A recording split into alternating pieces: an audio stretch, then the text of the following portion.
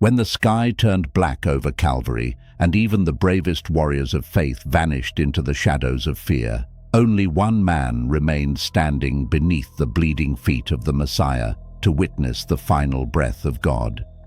He was the disciple who survived the boiling oil of Rome, the exile of Patmos, and the terrifying visions of the apocalypse, yet he did not start as a saint, but as a violent son of thunder who once desired to call down fire to burn his enemies alive. How did a man filled with such rage become the only apostle to master the secret of divine love and outlive every other disciple? Today we uncover the terrifying and beautiful transformation of the Apostle John to reveal the secret of standing firm when the rest of the world falls apart. So before we step into this sacred history, make sure you align with our mission by subscribing to Guardians of the Covenant, liking this video, and sharing it with someone who needs courage today, because what John discovered at the foot of the cross isn't just a story, it is the only way to survive the darkness. When the supernatural darkness fell on Calvary and the Son of God drew his final, agonizing breath, the world seemed to shatter into a million pieces of despair. And in that terrifying moment, when the Roman soldiers stood guard with blood on their spears and the crowd mocked the dying king, the boldest warriors of the faith had vanished into the shadows of fear because the cross had become too heavy to watch. Fear had silenced Peter, doubt had scattered the rest. But one man remained standing amidst the stench of death and the weeping of women, refusing to look away as the Savior bled, and he was the only one close enough to hear Jesus whisper his final words, the only one brave enough to stand beneath the wood that held the weight of the world's sin while the sky turned black as sackcloth. But here is the mystery that echoes through the ages, because this man who stayed was not born a saint. He was not a man of peace.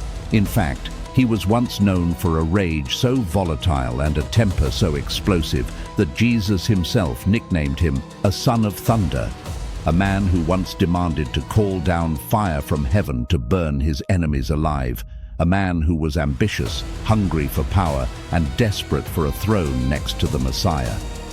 So, how does a man filled with such thunder transform into the apostle of love? And how does someone who wanted to rule the world end up serving it with a towel and a basin? This is not just a story about a disciple, it is a story about the breaking and remaking of a human soul, the story of how the hardest heart can be softened by the relentless grace of God. And before we journey into this profound transformation to uncover the secret of standing firm when the rest of the world falls apart, make sure you align with our mission by subscribing to Guardians of the Covenant, liking this video, and sharing it with someone who needs courage today. Because what John discovered at the foot of the cross isn't just a story, it is the only way to survive the darkness.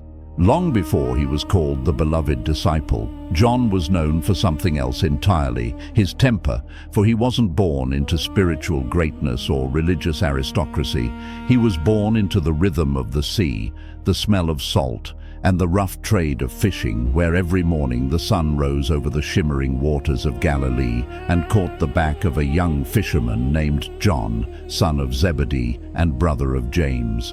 His hands were calloused from mending nets. His skin was weathered by the wind, and his eyes were always scanning the horizon for a storm or a catch. And while his family wasn't poor, since his father owned boats and hired servants, there was something in John that was deeply restless, a fire in his belly, a sharp edge to his personality, and a hunger for something more than just another day of fishing.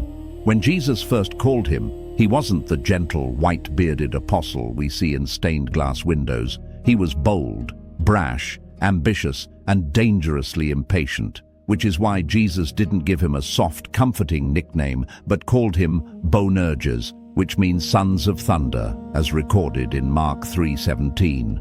A name that wasn't a gentle compliment, but a warning and a reflection of the storm that still lived inside him. We see this thunder clearly when a Samaritan village refused to welcome Jesus, and John's immediate reaction wasn't grace or patience, it was total destruction, as he asked, "Lord, do you want us to call down fire from heaven to destroy them?" In Luke 9:54, revealing that not only did he think he had the power to command the elements, but he actually believed Jesus might say yes to such violence.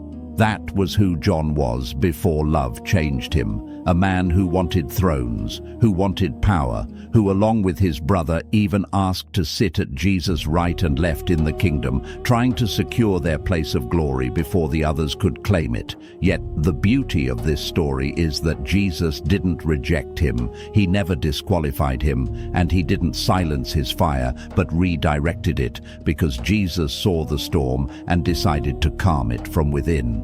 Jesus saw that under all the thunder there was loyalty, under the ambition there was sincerity, and John followed Jesus not because it was safe, but because something inside him had been waiting his whole life for that voice. And when that voice said, "Follow me," he dropped the net, showing us what thunder sounds like when it obeys. John didn't come to Jesus as a finished product. He came as a storm, and Jesus didn't run from the storm but walked into it and said, "Let's begin," leading John back to the day he heard of the man in the wilderness, a prophet wrapped in camel's hair baptizing in the Jordan, shouting for people to repent. Young John had left his nets to listen to John the Baptist, and he was standing near the river when the history of the world shifted as Jesus walked by, and the Baptist pointed, saying, "Behold the Lamb of God who takes away the sin of the world." And John didn't hesitate. He followed quietly, perhaps nervously, walking behind Jesus until the Messiah turned, looked him in the eye, and asked the most important question any of us will ever face. "What are you seeking?" John didn't give a sermon or explain himself. He just asked, "Rabbi, where are you staying?" Because he didn't just want a moment, he wanted to remain, he wanted presence. And Jesus answered with an invitation that still echoes through eternity. "Come and see."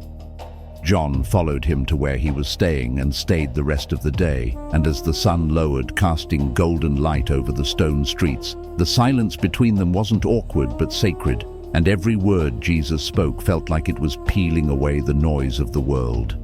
Decades later, John would still remember the exact hour, the 10th hour, around 4 p.m., because that was the moment everything changed. Not the day he heard about Jesus, but the day he felt seen by him, the day curiosity became conviction. It wasn't flashy or dramatic, but it was holy. And from that moment, John would never be the same, because sometimes the greatest callings begin with a simple question, not thunder, not miracles, just a quiet voice asking, "What are you really seeking?" Yet even as he followed, John didn't yet understand. For in those early days, he walked behind the Messiah with excitement, but also with heavy expectations, thinking like many in Israel that the kingdom would come with swords and crowns, believing Jesus would overthrow Rome, raise up thrones and take his rightful place as king. And John, with his ambitious heart, desperately wanted to be near that throne. At one point in their journey, the raw ambition in John's heart became so overwhelming that he and his brother James pulled Jesus aside. Or rather, in a moment of calculated strategy, they sent their mother to ask the boldest favor of all, saying, "Say that my sons may sit one at your right hand and one at your left in your kingdom," a request recorded in Matthew 20:21 that was as brash as it was blind. It revealed that despite all the miracles he had seen, John was not yet content just to follow the Messiah. He wanted to rule alongside him. He wanted position, power, and the glory that comes with a throne. Yet the breathtaking beauty of this moment lies in how Jesus responded, because he didn't push John away, he didn't shame him for his arrogance, and he didn't dismiss him as unfit for the kingdom. Instead, Jesus looked past the thunderous pride into John's soul and began the slow, painful work of shaping something deeper, teaching him that the way up is down and that to be a leader, one must become a servant. John stayed close, and as he kept walking, he started to watch Jesus with new eyes, not just looking at the miracles but absorbing the heart behind them, watching as Jesus stopped for lepers that society treated as walking corpses, touching skin that no one else would dare to touch, and embracing children that the other disciples saw as a nuisance. He saw the King of Glory kneel on a dirty floor to wash the feet of the very men who would soon abandon him. And while he heard the sermons, it was the silence that truly changed him. The look on Jesus' face when a widow placed her last 2 copper coins in the offering, the heavy pause before he forgave a woman caught in the act of sin, and the desperate whisper in the garden when he prayed, "Not my will, but yours be done." Little by little, the hard shell of John's ambition began to soften, not disappearing entirely but transforming, as his passion was redirected from a hunger for power to a hunger for presence. Realizing that Jesus didn't just teach about love, he lived it in every breath, and John watched him live it every single day. There was one moment that stood out when a Samaritan village rejected Jesus, and the old John, still fiery and protective, asked, "Shall we call down fire from heaven?" But Jesus turned and rebuked him, not with hatred but with clarity, showing him that there would be no fire, no vengeance, only grace, and teaching him that the greatest authority in the universe isn't found in controlling others, but in laying your life down for them. John never forgot that lesson, staying close through every season of ministry, and with each miracle, each parable, and each step toward the looming shadow of Jerusalem, the thunder in him quieted, changing frequencies from a rumble of anger to a pulse of relentless love, making John unique because he didn't just study Jesus, he absorbed him, letting the words sink into his marrow and letting correction become transformation. He realized that proximity to Jesus wasn't about being first in line, it was about being faithful when the darkness came.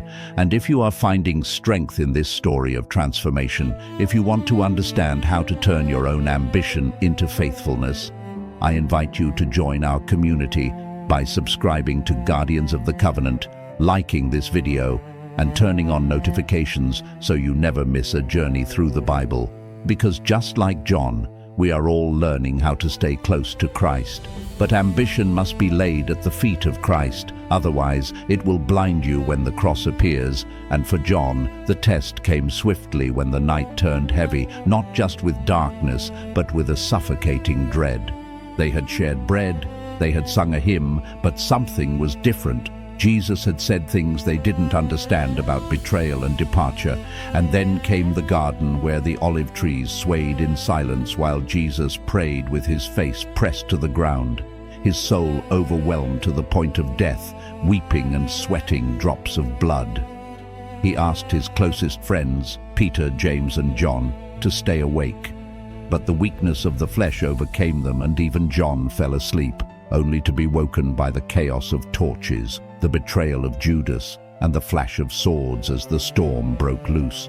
Peter swung a blade in panic, Jesus healed the wound in peace, and then, in a moment of collective terror, they ran. All of them, John included, fled into the night. But something happened in the space between the garden and the trial. A spark of courage returned, and John turned around while Peter followed at a distance, pressing forward because he was known by the high priest, and allowed into the courtyard where he watched the unjust trial, the false witnesses and the mockery, hearing Peter deny Jesus, yet saying not a word in defense or shame, simply choosing to stay. He stayed through the sentencing. He stayed as Jesus was beaten and crowned with thorns, and he walked behind him as he carried the cross to Golgotha. And when they reached that place of the skull, John didn't vanish. He stood beneath the cross when the sky turned black at midday, when the earth shook, and when Jesus cried out, my God, why have you forsaken me?" And in that sacred agony, Jesus looked down and saw his mother, and next to her, John, and spoke the words that would define the rest of John's life. "Woman, behold your son," and to John, "Behold your mother." It was a transfer of the most precious relationship in Jesus' earthly life, not given to Peter the leader or James the brother, but to John the presence, because he was there, close enough to hear the dying breath of Christ, close enough to see the soldier pierce his side, and close enough to watch blood and water flow. In the decades to come, John would speak of the crucifixion not from theology but from memory, because he had seen it, he had heard it, and he had stayed, proving that love isn't loud, it is loyal. And while others ran, John refused to leave, stepping into a legacy where thunder gave way to tenderness. The silence of the Sabbath that followed must have been unbearable, for John had seen death before, but never like this, never an injustice wrapped in such agony, and he thought the story was over until the first day of the week, while it was still dark, when Mary Magdalene came running, breathless and trembling, saying, "They've taken the Lord out of the tomb." John and Peter didn't hesitate. They ran side by side at first, but John, younger and perhaps driven by a desperate hope, pulled ahead and reached the tomb first, but he stopped at the entrance, bending down to peer into the darkness where he saw the linen strips lying there. He waited for Peter, who arrived a moment later and went straight in, and then John followed.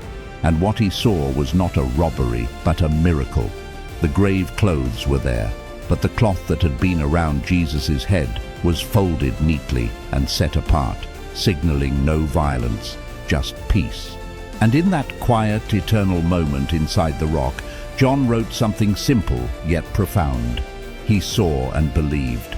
Believing not because the tomb was full of answers, but because it was empty of doubt. His heart knowing what his mind couldn't yet explain, that Jesus was not here. He had risen, and faith for John was born, not in the lightning of a mountaintop, but in the stillness of an empty tomb. Sometimes belief simply recognizes the fingerprints of God before the eyes can even confirm the face. And that silent, sacred moment in the empty tomb marked the next chapter of John's profound transformation. A transformation that was sealed when Jesus appeared to them that evening in a locked room, defying the laws of nature to speak peace into their panic. In that moment, John's faith didn't just grow, it caught fire because he saw the hands that had been pierced. He saw the side that had been spearheaded, and he heard the voice that death could not silence say, "As the Father has sent me, so I send you." In that breath and in that holy commission, the man who had once childishly asked for a throne now received a mission that would cost him everything, yet he believed not because of thunder or lightning, but because love had never lied to him, and he knew love never would. As the years turned into decades, the world changed violently around him.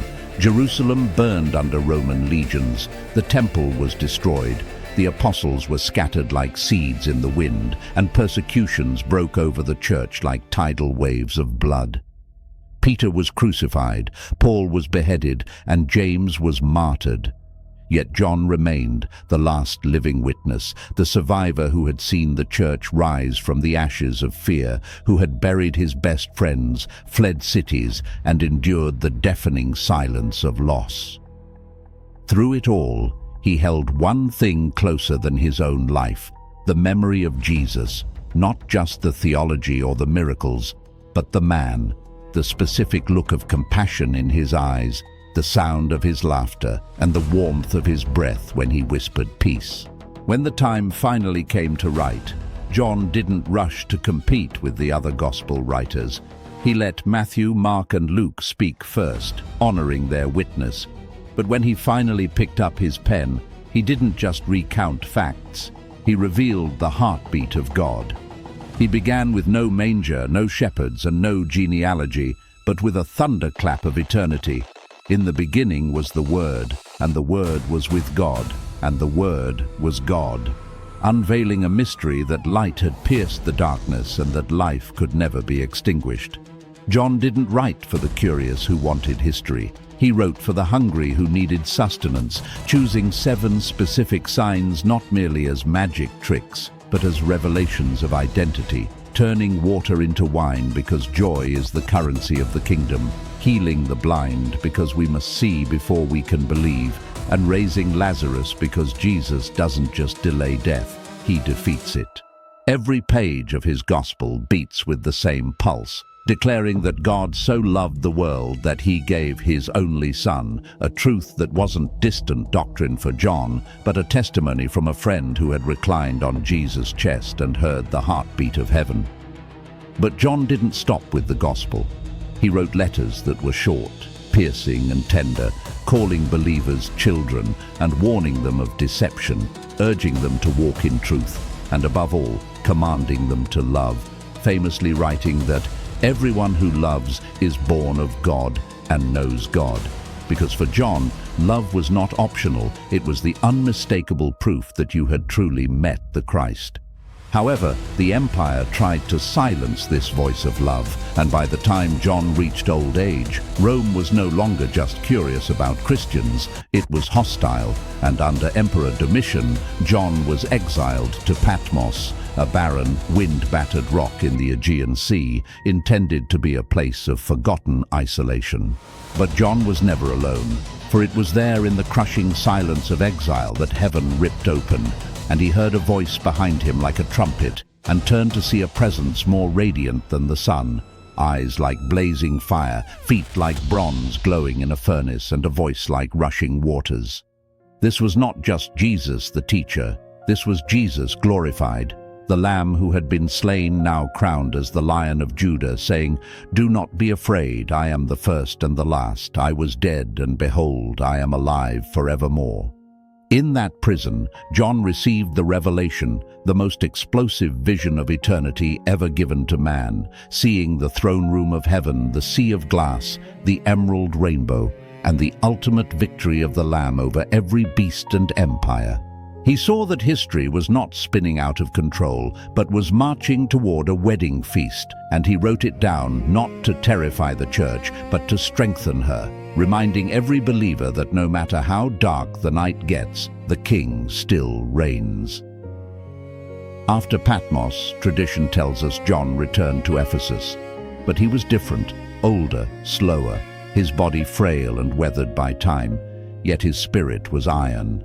The man who once outran Peter to the tomb now had to be carried into church gatherings on a stretcher, and the voice that once wanted to call down fire now spoke only one phrase over and over: "Little children, love one another." When his disciples, puzzled by the repetition, asked why he said nothing else, he looked at them with eyes that had seen the empty tomb and the throne of heaven, and simply said, "Because it is the Lord's command, and if this alone is done, it is enough."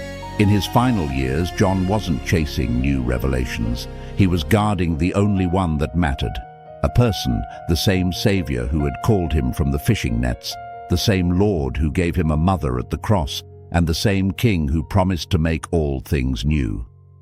It was the same person he met as a young man beside the Jordan, the same voice that said, "Come and see," and the same King who stood on Patmos saying, "I am alive forevermore."